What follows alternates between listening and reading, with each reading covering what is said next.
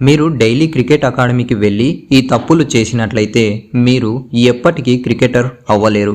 మీరు cricket academy join అయిన తర్వాత వారం రోజులు బాగానే వెళ్తారు.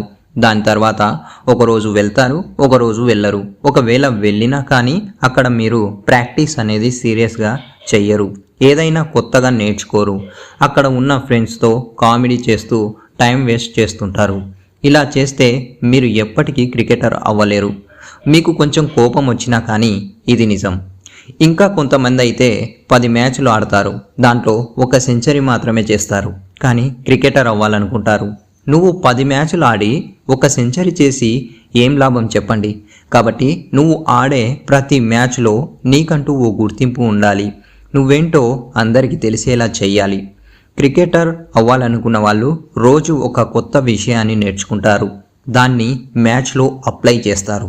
వాళ్ళు అందుకే ముందుకు వెళ్తూ ఉంటారు. అంటే రంజీ కానీ, స్టేట్ కానీ, ఇండియాకి కానీ ఆడుతూ ఉంటారు. కాబట్టి ఫ్రెండ్స్, క్రికెటర్ అవ్వాలంటే మామూలు విషయం కాదు.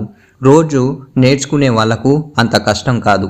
కాబట్టి క్రికెట్ని ఒక సబ్జెక్ట్లా చూడండి, నేర్చుకోండి.